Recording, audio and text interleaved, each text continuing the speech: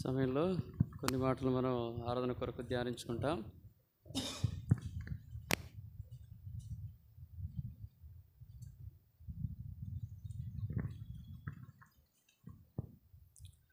నూట 45వ కీర్తన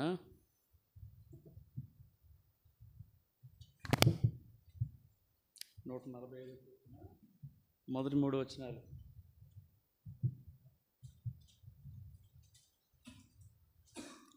నూట 45వ కీర్తన మొదటి 3 వచనాలు కలిసి చదువుకుంటాం. రాజువైన నా దేవా, నిన్ను గణపరిచెదను, నీ నామమును నిత్యము సన్నుతించెదను. అనుదినము నేను నిన్ను స్తుతించెదను, నిత్యము నీ నామమును స్తుతించెదను. యెహోవా మహాత్మ్యము గలవాడు, ఆయన అధిక స్తోత్రము నొంద తగినవాడు, ఆయన మహాత్మ్యము గ్రహింప శక్యము కానిది. తిరిగి ఇంకొక లేఖన భాగాన్ని ఉందా? ఇంకా అంతేగా. ప్రకటన గ్రంథం 15వ అధ్యాయము 3-4 వచనాలు.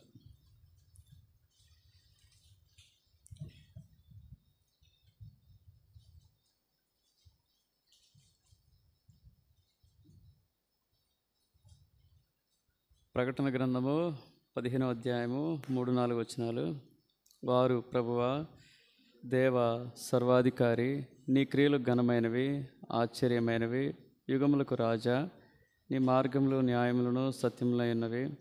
ప్రభువా, నీవు మాత్రము పవిత్రుడవు, నీకు భయపడిన వాడేవాడు, నీ నామమును మహింపరచని వాడేవాడు. నీ న్యాయవిధులు ప్రత్యక్షపరచబడినవి గనుక జనములందరూ వచ్చి నీ సన్నిధిని నమస్కారం చేసేదరని చెప్పుచు దేవుని దాసుడికి మోషే కీర్తనయో గొర్రెపిల్ల కీర్తనయో పాడుచున్నారు. తిరిగి ఫిలిప్పీ పత్రిక 2వ అధ్యాయము 9-11 వచనాలు. ఫిలిప్పీ పత్రిక 2వ అధ్యాయము 9-11 వచనాలు కలిసి చదువుకుందాం. అందుచేతను పరలోకమందున వారిలో కానీ, భూమి మీద ఉన్న వారిలో కానీ, భూమి క్రింద ఉన్న వారిలో కానీ, ప్రతివాని మోకాలను యేసు నామమున వంగునట్లును, ప్రతివాని నాలుకయు తండ్రి అయిన దేవుని మహిమార్థమై యేసుక్రీస్తు ప్రభు అని ఒప్పుకున్నట్లును, దేవుడు ఆయన్ని అధికంగా హెచ్చించి ప్రతి నామమునకు పై నామమును ఆయనకు అనుగ్రహించెను. ప్రభు సహాయం కొరకు ప్రార్థన చేసుకుందాం. ప్రేమల తండ్రి యేసు ప్రభువా, నీ ఘనమైన ఉన్నతమైన నామాన్ని బట్టి వందనాలు. పాటల ద్వారా మీ నామాన్ని హెచ్చించడానికి ఇచ్చిన ఆధిక్యతను బట్టి వందనాలు. మీ నామం మహింపరచబడింది నమ్ముచు తిరిగి చదువుకున్న లేఖన భాగాన్ని మీ చేతులు పెడుతుండగా దీవించి ఆశీర్వదించండి. మాతో మాట్లాడుతురండి. మీరెవరో మేము స్పష్టంగా తెలుసుకొని మా జీవితాల్లో మీరు చేసినటువంటి ఉపకారాలన్నింటిని బట్టి మిమ్మల్ని ఆరాధించే కృపను మాకు అనుగ్రహిస్తురమ్మని, నిష్ప్రయోజకులైన దాసుని మీ ఆత్మతో నడిపిస్తురమ్మని యేసు ప్రభువు నామమున వేడుచున్నాం తండ్రి. ఆమేన్.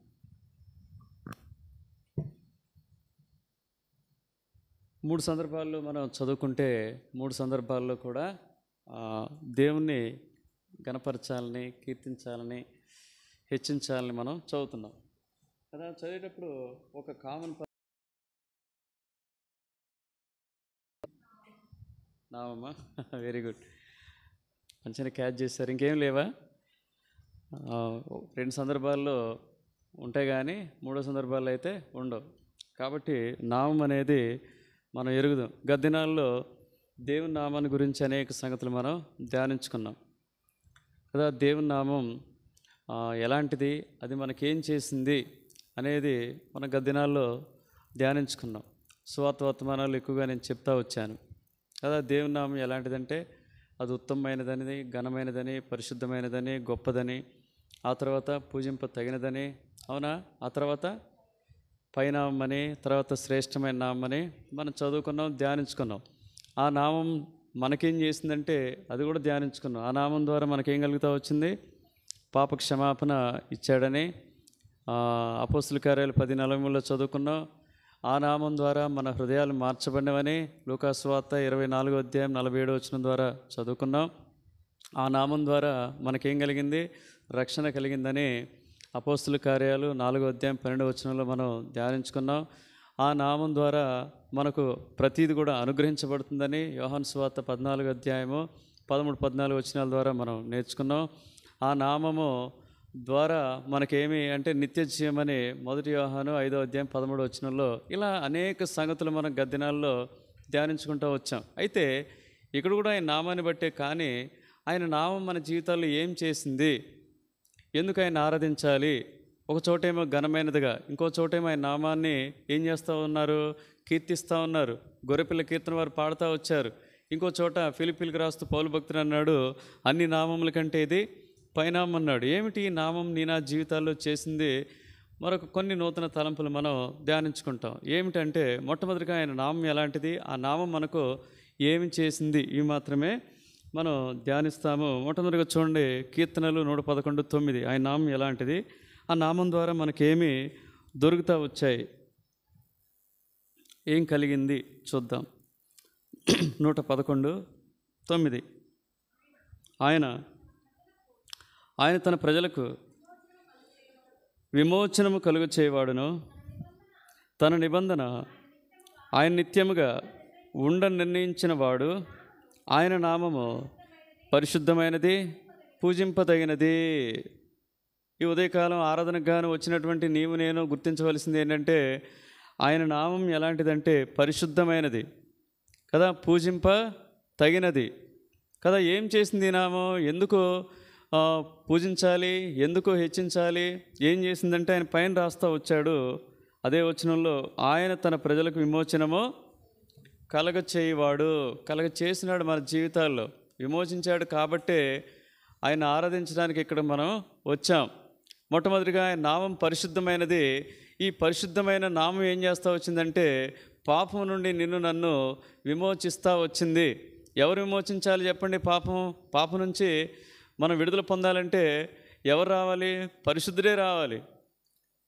అందుకనే పరిశుద్ధ నామాన్ని ధరించుకున్నటువంటి, పరిశుద్ధతను కలిగినటువంటి, పరిశుద్ధుడైనటువంటి యేసు ప్రభువే ఈ లోకానికి వచ్చి ఏం చేస్తూ వచ్చాడు? పాపంలో ఉన్నటువంటి మన కొరకు ఆయన ఏం చేస్తూ వచ్చాడు? ప్రాయశ్చిత్తం చేస్తూ వచ్చాడు. కాబట్టి ఆయన నామం పరిశుద్ధమైనది. ఈ పరిశుద్ధమైన నామం ఏం చేసిందంటే పాపంలో ఉన్నటువంటి నిన్ను నన్ను విమోచించింది, విడిపించింది, స్వతంత్రులుగా చేస్తూ వచ్చింది పాపం నుంచి కదా. ఒకనాడు మన జీవితాలు 38వ కీర్తనలో చదువుకుంటే 3-4 వచనాల్లో ఎలా ఉందంట మన జీవితం? 38వ కీర్తన 3-4 వచనాలు.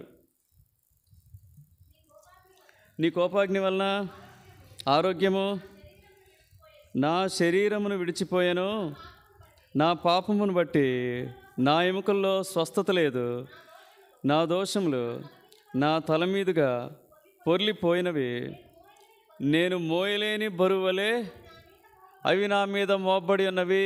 పాప భారం చేత మనం ఏం చేస్తూ వచ్చాం? విశ్రాంతి లేని స్థితిలో ఉంటూ వచ్చాం, నెమ్మది లేని స్థితిలో ఉంటూ వచ్చాం. మనల్ని ఎవరు ఆదరించలేదు, మనల్ని ఎవరు విడిపించడానికి ఎవరు లేరు. అర్థమైందా? మనం అనుకున్నాం కోళ్ళ రక్తం ద్వారా విమోచన పొందుతామని, వాటి వల్ల కాలేదు కదా. మేకల రక్తం ద్వారా విమోచన పొందుతామని, వాటి వల్ల కాలేదు. మంచి పనుల ద్వారా విమోచన పొందుతామనుకున్నాం, వాటి వల్ల కాలేదు కదా. పొందామన్న పాపం నుంచి విడుదల పొందామని నిశ్చయిత మనకు వాటి ద్వారా దొరకలేదు. అయితే ఎవరు నీ కొరకు నా కొరకు ఏం చేయలేరంట? 49వ కీర్తన 7-8 వచనాల్లో కదా. ఇవేమి మనల్ని ఏం చేయలేకపోయాయి. సరే, ఎవరైనా వచ్చారా మన కొరకు ప్రాణం పెట్టడానికి? ఎవరైనా మన కొరకు వచ్చారా మన పాపం నుంచి విడిపించడానికంటే?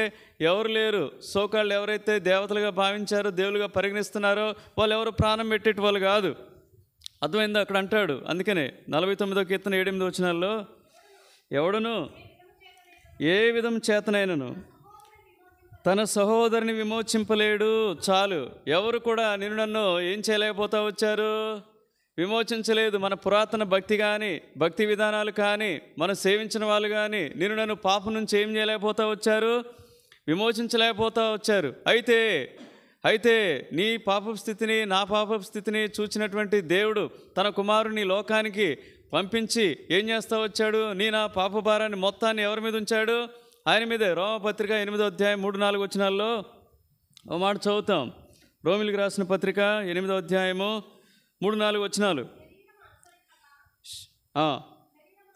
శరీరమును అనుసరింపక ఆత్మ అనుసరించే నడుచుకొని మన యందు ధర్మశాస్త్ర సంబంధమైన నీతి విధి నెరవేర్చబడవలని పాప పరిహార నిమిత్తము దేవుడు తన సొంత కుమారుని పాప శరీరాకారంతో పంపి ఆయన శరీరమందు పాపమునకు శిక్ష విధించాను. ఎవరి పాపానికి శిక్ష విధించాడంటే మన పాపానికి తన సొంత కుమారుని ఏం చేస్తూ వచ్చాడంటే శిక్షించాడు. ఆయన శిక్షించాడు. వాస్తవంగా శిక్ష పొందవలసింది ఎవరంటే పాపంలో ఉన్నటువంటి ఎవరైనా అంతే కదండి. ఒక హత్య చేసి రోడ్డు మీద పోతా ఉన్నాడు, నవీన్ నీ కొరకు నేను జైలుకి పోతాను అంటావా? అన్నా కదా. పోలీసులు కూడా వచ్చేప్పుడు నేను పోతానండి ఆయన వదిలంటే ఏమంటారు? పిచ్చోడా నువ్వు వాడు పాపం చేశాడు కాబట్టి వాడు ఎక్కడ పోవాలి, వాడు జైలుకి పోవాలని చెప్పేసి వాడిని పట్టుకుపోతారు. అదేవిధంగా పాపంలో ఉన్నటువంటి నీ కొరకు నా కొరకు విమోచించేటటువంటి ఎవరు లేరు. నీవు నేనే శిక్ష భరించాలి. అయితే నీకు నాకు ప్రతిగా ఏం చేస్తూ వచ్చారంటే తండ్రి అయిన దేవుడు తన కుమారుణ్ణి ఏం చేశారంటే మన కొరకు పాప శరీరాకారముతో పంపి. ఎంత మంచి దేవుడు అండి, ఎంత నమ్మదగిన దేవుడు, ఎంత ఆధారపడదగిన దేవుడు. ఈ లోకానికి వచ్చాడు మన పాపమంతరిని కూడా 2 కొరింథీ 5:21 ఏం చేస్తూ వచ్చాడు? ఆయనే పాపముగా చేస్తున్నాను ఇక్కడ చదువుతాం. 2 కొరింథీ 5:21 ఎందుకనగా మనం ఆయన యందు దేవుని నీతి అగునట్లు పాపమెరుగని ఆయనను మన కోసం పాపముగా చేసెను. మన కొరకే ఆయన పాపంగా చేయబడతా వచ్చాడు, మన కొరకే ఆయన శిలువను భరిస్తూ వచ్చాడు, మన కొరకే నిందలు అవమానాలు శిక్ష భరిస్తూ వచ్చాడు. అందుకనే యెషయా గ్రంథంలో యెషయా భక్తుడు రాస్తాడు 53:12 ఎంచబడినాడంట. ఆయన అతిక్రమలు చేయబడిన వారిలో ఆయన ఎంచబడెను. కానీ వాస్తవంగా ఆయన చేయలేదు, మనం చేశాం. మనకు బదులుగా ఆయన అనుభవించాడు. 53:12 కావున గొప్పవారితో నేను అతనికి పాలు పంచిపెట్టెదను, గనులతో కలిసి అతడు కొల్ల సొమ్ము విభాగించుకొనును. ఏలయనగా మరణం నొందినట్లు అతడు తన ప్రాణమును ధారపోసెను.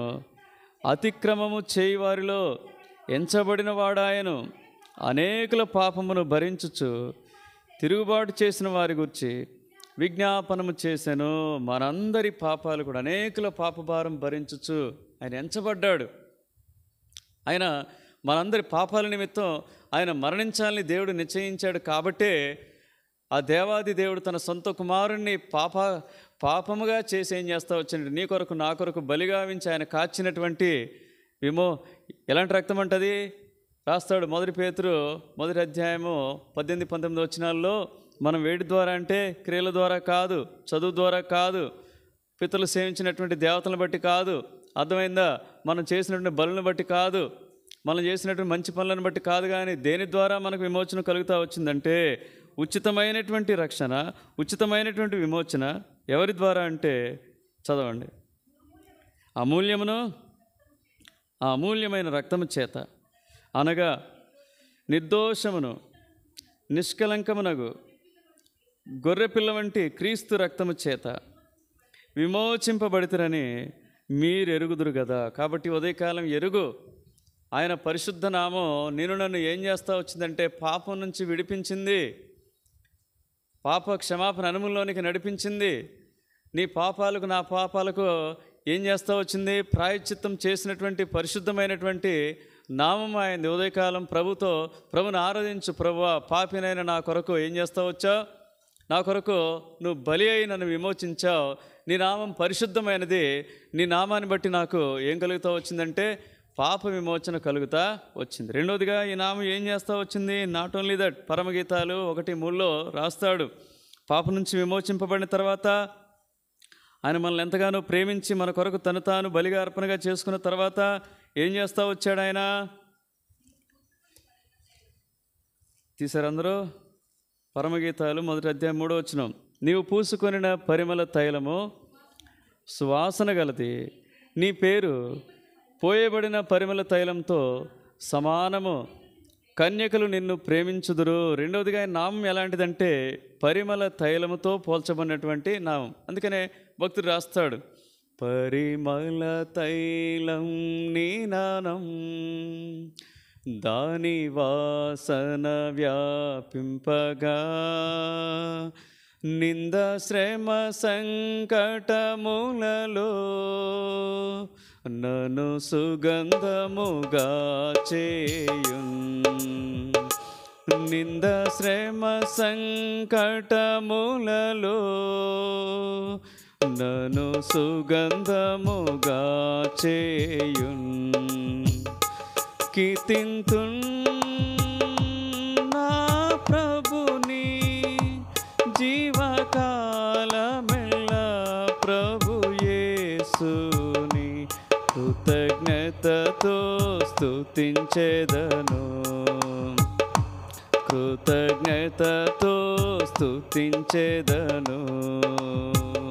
ఏమిటి ఆయన నామం అంటే? పరిమళ తైలంతో సమానమైనటువంటి, పోల్చదగినటువంటి నామం అయింది.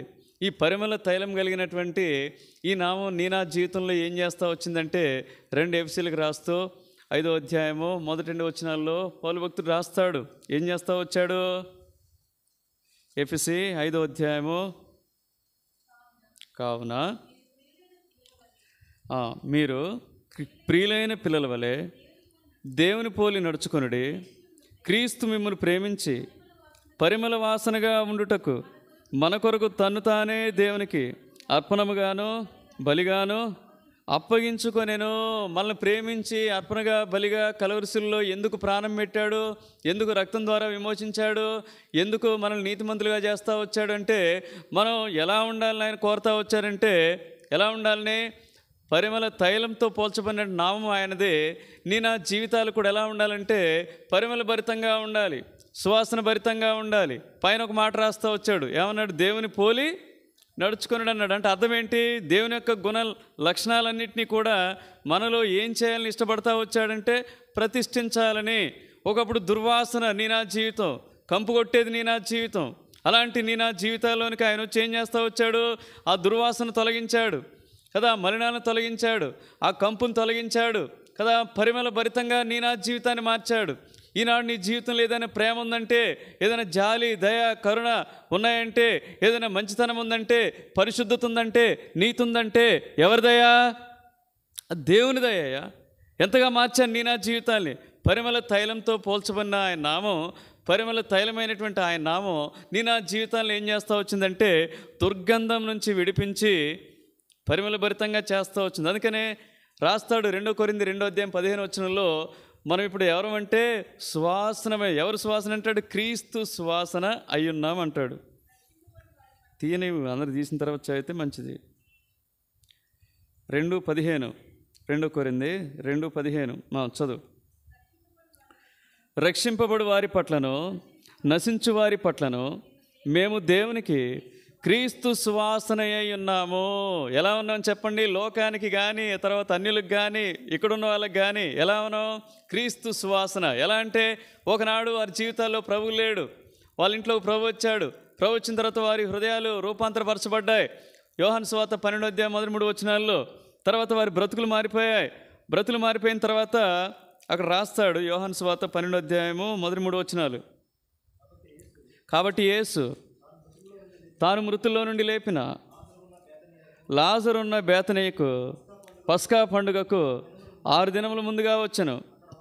అక్కడ వారు ఆయనకు విందు చేసిరి, మాతో ఉపచారం చేసెను. లాజరు ఆయనతో కూడా భోజనమునకు కూర్చున్న వారిలో ఒకడు.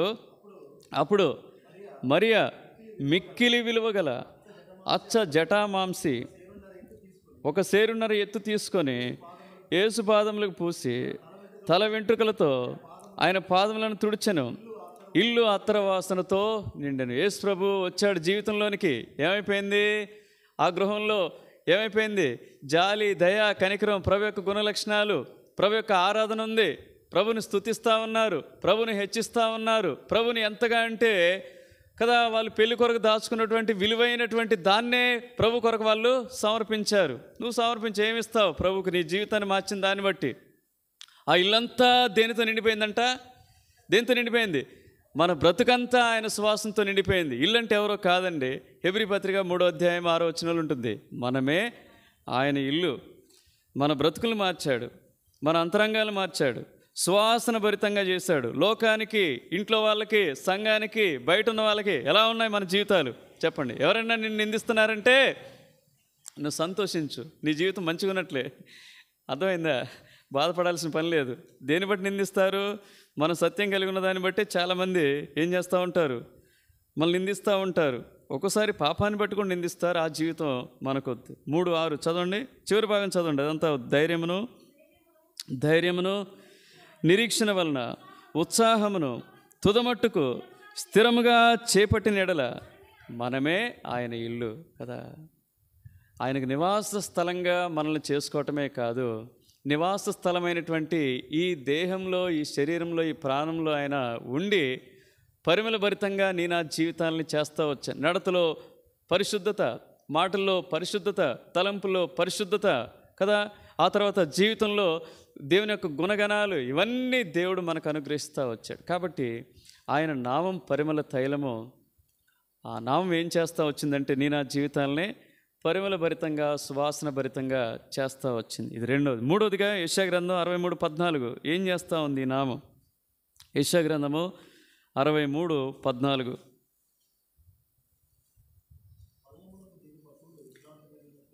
ఒక్క నిమిషం.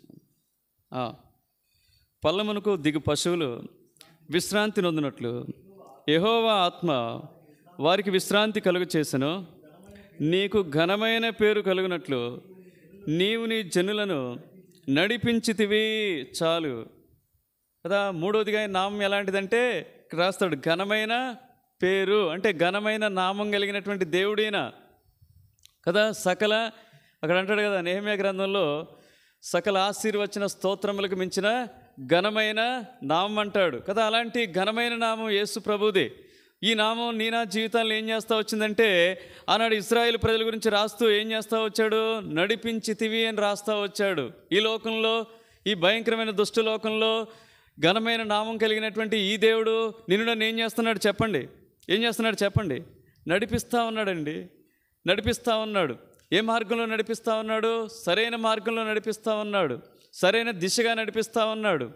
అర్థమైందా? పరిశుద్ధ మార్గంలో నడిపిస్తూ ఉన్నాడు, ఉన్నతమైన మార్గంలో నడిపిస్తూ ఉన్నాడు. 1 సమూయేలు 12:22 మాట ఉంటుంది, యెహోవా మిమ్మును తనకు జనముగా చేసుకొనుటకు ఇష్టము కలిగి ఉన్నాడు. తన ఘనమైన నామము నిమిత్తము తన జనులను ఆయన విడిచిపెట్టట్లేదండి. విడిచిపెట్టాడా? విడిచిపెడితే ఇక్కడ ఎందుకుంటా ఈ వారం? విడిచిపెడితే, రక్షింపబడిన తర్వాత ఆయనని విడిచిపెడితే ఇంత కుదురుగా చక్కగా పాటలు పాడుతున్నారు, చక్కగా దేవుని ఆరాధిస్తున్నారు, నియామ కూడికలకు రాగలుగుతున్నారు, వాక్యం చదువుకోగలుగుతున్నారంటే దేవుని నేను విడిచిపెట్టాడా? చెప్పండి. విడిచిపెట్టట్లేదు, నడిపిస్తూ ఉన్నాడు. ఆయన నడిపిస్తూ ఉన్నాడు. ఆత్మీయ జీవితంలో మన పితరులు చేసినటువంటి తప్పులు మనం చేస్తున్నప్పటికీ కూడా 78వ కీర్తన 35-40 చదవండి. మన పితరులు అయినటువంటి ఇశ్రాయేలు చేసినటువంటి తప్పిదాలను బట్టి ఆయన ఏ విధంగా వారి పట్ల వాత్సల్యత, కరుణ చూపిస్తూ వచ్చాడో, ఎగ్జాక్ట్లీ రక్షింపబడిన తర్వాత నీవు నేను అనేక పర్యాయాలు ఆయన మనం ఏం చేస్తూ వచ్చాం? శోధించాం, బాధ పెట్టాం, దుఃఖపెట్టాం. అయినప్పటికీ కూడా ఘనమైన నామానికి అవమానం కలగకుండా ఏం చేస్తూ ఉన్నాడు చెప్పండి? ఏం చేస్తూ ఉన్నాడు? మనల్ని ఆయన ప్రతి క్షణం కూడా కాపాడుతూనే ఉన్నాడు. చదవండి 35 నుంచి. అయితే ఆయన వాత్సల్య సంపూర్ణుడై వారిని నశింపచేయక వారి దోషము పరిహరించువాడు, తన ఉగ్రతను ఏమాత్రమును రేపుకొనక పలుమారు కోపం అణుచుకునేవాడు కాగా వారు కేవలం శరీరులై ఉన్నారనియు విసరి వెళ్ళి మరలిరాని గాలివలేనున్నారనియు ఆయన జ్ఞాపకం చేసుకుని వీళ్ళు ఏం చేస్తూ ఉన్నారంటే 35-36 చదవండి. దేవుడు తమకు ఆశ్రయదుర్గమని మహోన్నతులైన దేవుని తమ విమోచకుడని వారు జ్ఞాపకం చేసుకున్నారు. ఇక్కడ 36 అంటాడు, అయినను వారి హృదయం ఆయన యందు స్థిరంగా ఉండలేదు. నీ గురించి నా గురించే దేవుడు మాట్లాడేది. అనేక పర్యాయాలు ఆత్మీయ జీవితంలో ఎదురైన పరిస్థితులను బట్టి తప్పిపోయాం, బలహీనమయ్యాం, దేవుని శోధించాం, దేవుని వాగ్దానాలను అనుమానించాం. అయినప్పటికీ దేవుడు ఏం చేస్తూ వచ్చాడు చెప్పండి? నిన్ను నన్ను ఏం చేయలేదు, విడిచిపెట్టలేదు, కోపలేదు, ఆయన ఉగ్రత మన మీద చూపలేదు. కొన్నిసార్లు శిక్షించినప్పటికీ కూడా ఆయన ఏం చేస్తూ వచ్చారంటే మనల్ని క్షమిస్తూ రక్షిస్తూ వచ్చాడు. యెషయా గ్రంథం 54:7-8 మాట ఉంటుంది, చదవండి. ఆయన కోపం గురించి రాస్తాడు అక్కడ. నిమిషం మాత్రము నేను నిన్ను విసర్జించి తిని గొప్ప వాత్సల్యముతో నిన్ను సమకూర్చెదను, మహోద్రేకము కలిగి నిమిషమాత్రము నీకు విముఖుడినైతిని, నిత్యమైన కృపతో నీకు వాత్సల్యం చూపుదును. చూపినాడండి, చూపినాడు కూడా. చూపినాడు కాబట్టి ఆయన స్తుతించడానికి వచ్చాం, ఆయన ఆరాధించడానికి వచ్చాం. ఎంతో చక్కగా మనం జీవించగలుగుతున్నాం. చాలని దేవుడుగా ఉన్నాడు. అర్థమైంది. అనేక పరిస్థితులు గుండా వెళ్తున్నప్పుడు ఆయన మనల్ని నడిపిస్తూ ఉన్నాడు, విడిచిపెట్టలేదు. యెహోవా తన భక్తుల్ని విడనాడడు, విడిచిపెట్టలేదు ఆయన. ఎప్పటి వరకు? ఆ ప్రజలకు కేవలం కనాను వరకే, ఆ ప్రజలకు కనాను వరకే నడిపించాడు దేవుడు. కానీ నిన్ను నన్నైతే 48వ కీర్తన 14వ వచనంలో నీకు నాకు వాగ్దానం చేస్తూ వచ్చాడు. ఈ దేవుడు సదాకాలము మనకు దేవుడై ఉన్నాడు, మరణము వరకు ఆయన మనల్ని నడిపించును. ఏమిటండి గొప్ప వాగ్దానం కూడా మనకిచ్చాడు కదా. మరణ పర్యంతం మనకు తోడుగా ఉంటాడు. విడిచిపెట్టే దేవుడు కాదు, విడనాడే దేవుడు కాదు. తన కోపాన్ని పలుమార్లు అణుచుకొని మన పక్షాన తండ్రితో విజ్ఞాపన చేసి పదే పదే మనల్ని తిరిగి సమకూర్చినటువంటి దేవుడు. ఉదయకాలం ఆయన ఆరాధించడానికి మూడవది ఏంటంటే ఆయన నామం ఘనమైనది. ఆ నామం ఏం చేస్తూ వచ్చిందంటే ఈ భయంకరమైన దుష్టలోకంలో నిన్ను నన్ను సత్యమార్గంలో సరైనటువంటి దిశలో నడిపింప చేస్తూ ఉన్నది. కాబట్టి ఉదయకాలం అందును బట్టి మనం ఆరాధించాలి. నాలుగవదిగా ఆయన నామం ఎలాంటిదంటే కీర్తనలు 54:6. కీర్తనలు 54:6. యెహోవా నీ నామము ఉత్తమము, నేను దాని కృతజ్ఞతాస్తుతులు చెల్లించున్నాను. చాలు. ఎందుకు ఆయన ఇప్పుడు నాలుగవదిగా ఆయన నామం ఎలాంటిదంటే ఉత్తమమైనది. ఎందుకు ఉత్తమమైందంటే ఇక్కడ 7వ వచనంలో ఒకటి ఉంటుంది. ఆత్మీయ జీవితంలో 7వ వచనంలో ఒక మాట ఉంటుంది. ఆపదలన్నిట్లో ఆయన నన్ను విడిపించి ఉన్నాడు. ఇదొకటి. 4వ వచనం చదవండి. ఇదిగో దేవుడే నాకు సహాయకుడు, ప్రభువే నా ప్రాణమునకు ఆదరించువాడు. ఉత్తమమైనటువంటి నామం కలిగినటువంటి ఈ దేవుడు నా జీవితాల్లో చేస్తా ఉన్నది ఏంటంటే ఆపదల నుంచి ఏం చేస్తా ఉన్నాడు చెప్పండి? ఆదుకుంటున్నాడు. శత్రువుల నుంచి పదే పదే సాతాను నీ మీద నా మీద దాడి చేస్తున్నప్పుడు ఆయన ఏం చేస్తూ ఉన్నాడు? వాడి మీద మనకు విజయాన్ని ఇస్తూ ఉన్నాడు. ఆ తర్వాత ఆత్మీయ జీవితంలో అనేక పర్యాయాలు ప్రభు సహాయం కొరకు ఈ నామాన్ని బట్టి మనం మొరపెట్టినప్పుడు మనకేం దొరుకుతుంది? ఏం దొరుకుతూ ఉంది? 121వ కీర్తన 1-2 వచనాల్లో రాయబడతా వచ్చాయి కదా. కొండల తట్టు నా కన్నులు ఎత్తుచున్నాను, నాకు సహాయము ఎక్కడ నుండి వచ్చును? రాస్తాడు, ఆయనే రాస్తాడు జవాబు. యెహోవా వల్లనే నాకు సహాయం కలుగును. నా జీవితాల్లో నీకు నాకు ఎదురైన పరిస్థితులను బట్టి కానీ, ఆ తర్వాత ఇరుకులను బట్టి కానీ, ఇబ్బందులను బట్టి కానీ నీకు నాకు సహాయపడుతున్నది ఎవరంటే దేవుడే. అందుకనే 46వ కీర్తన 1వ వచనంలో అంటాడు కదా, ఆపత్కాలంలో యెహోవా నమ్ముకొనదగినటువంటి సహాయకుడుగా ఉన్నాడు నా జీవితాల్లో. ఆ తర్వాత ఎదురయ్యేటటువంటి అనుభవాల్లో అనేక పర్యాయాలు మనం నిరాశ నిస్పృహలో ఉన్నప్పుడు, ధైర్యం కోల్పోయినప్పుడు ఏమిస్తా ఉన్నాడు? ఆదరణ కోల్పోయినప్పుడు 94వ కీర్తన 19వ వచనంలో మాట రాస్తాడు, నా అంతరంగం ముందు విచారములు హెచ్చగా నీ గొప్ప ఆదరణ నా ప్రాణమునకు నెమ్మది కలుగ చేయుచున్నది. ఇంకా నీకు నెమ్మది కలుగ చేయడానికి ఏమిచ్చాడు? వాక్యం ఇచ్చాడండి. వాక్యం ఇచ్చాడు. నీ వాక్యం నన్ను ఎంతో ఆదరించుచున్నదని మనం కీర్తనలో చదువుతాం. 119వ కీర్తనలో అది నన్ను బాధల్లో నుంచి ఏం చేస్తా ఉన్నది? నెమ్మది కలుగు చేయుచున్నదంటాడు. వాక్యం ఇచ్చాడు. దేవుని సన్నిధికి వచ్చినప్పుడు నువ్వెంత అనుభవిస్తూ ఉన్నావు సంతోషాన్ని, ఎంత అనుభవిస్తున్నావు ఆదరణని, దేవుని మాటలు వింటున్నప్పుడు అర్థమైందా? దేవుని సంఘంలో నువ్వు ఉన్నప్పుడు ఎంతగా దేవుడు నిన్ను ఆదరిస్తూ ఉన్నాడు, ఎంతగా నిన్ను దేవుడు బలపరుస్తూ ఉన్నాడు. కాబట్టి నాలుగవదిగా ఆయన నామం ఎలాంటిదంటే ఉత్తమమైనటువంటి నామము. ఈ ఉత్తమమైనటువంటి నామం 3 పనులు చేస్తూ ఉంది. ఏంటది? 1, ఆపదల్లో నిన్ను ఆదుకొనుచున్నది కదా. రెండవదిగా సహాయపడుచున్నటువంటి నామం. ఆ తర్వాత మూడవదిగా నిన్ను ఆదరించి బలపరుస్తున్నటువంటి నామం ఇది. కాబట్టి ఉదయకాలం ప్రభువా నీ ఉత్తమమైన నామాన్ని బట్టి నేను నిన్ను స్తుతిస్తాను. చివరిదిగా 135వ కీర్తన 13వ వచనం. ఆ నామం ఎలాంటిదంటే యెహోవా నీ నామము నిత్యము నిలుచును. యెహోవా నీ జ్ఞాపకార్థమైన నామము తరతరములుండును. చాలు. 5వదిగా ఆయన నామం ఎలాంటిదంటే మెమరబుల్ నేమ్ అట. జ్ఞాపకార్థమైనటువంటి.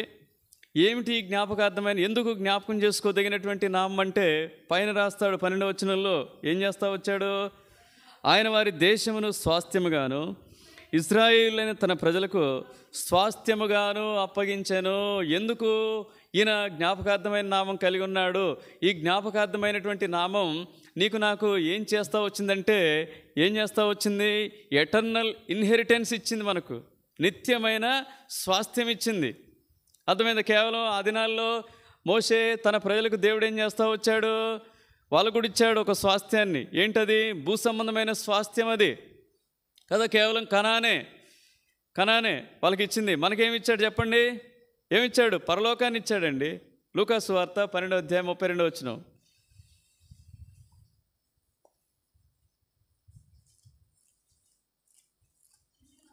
చిన్నమంద భయపడకుడి, మీకు రాజ్యము అనుగ్రహించుటకు మీ తండ్రికి ఇష్టమై ఉన్నది.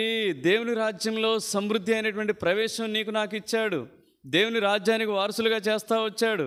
ఆ దేవుని రాజ్యంలో నీవు ఉండేటటువంటి గొప్ప స్వాస్థ్యము నీకు నా కొరకు ఆయన ఉంచి ఉన్నాడు కదా. ఎస్తేరు అడుగుద్ది, ఎక్కడ? ఎస్తేరు గ్రంథంలో 7వ అధ్యాయంలో అహశ్వరోషు అంటాడనమాట ఎస్తేరుతో, రాణి నీకేం కావాలి అడుగు, నా రాజ్యంలో ఏమిస్తాను? సగం ఇస్తానంటాడు ఆయన. యేసు ప్రభు సగంగా అది ఇచ్చేది మనకు. తన రాజ్యానికే ఏం చేస్తూ వచ్చాడు? వారసులుగా చేస్తూ వచ్చాడంటే ఆయనవన్నీ మనవి. ఎస్తేరుకి 7వ అధ్యాయంలో ఉంటుంది ఈ సంగతులు. సగం ఇస్తానంటాడు అనమాట. ఎంతో స్వార్థపరుడు. యేసు ప్రభు అంత స్వార్థపరుడు కాదు. మనకంతా ఈ స్వాస్థ్యం ఎలాంటిది అంటాడు? 1 పేతురు 1వ అధ్యాయం 3-4 వచనాల్లో ఏమంటాడు చెప్పండి? అక్షయమైనది, నిర్మలమైనది, వాడబారనిది అంటాడు. చదవండి ఆ మాట.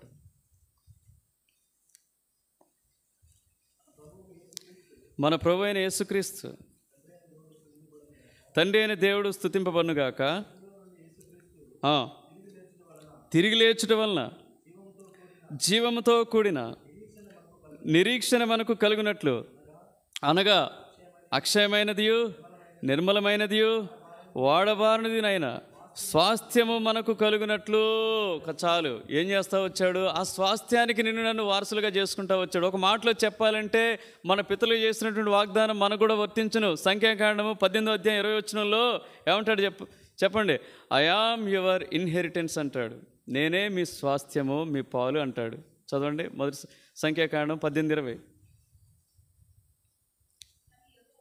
మరియు యెహోవా అహరోనుతో ఇట్లా నేను, వారి దేశంలో నీకు స్వాస్థ్యం కలగదు, వారి మధ్య నీకు పాలు ఉండదు.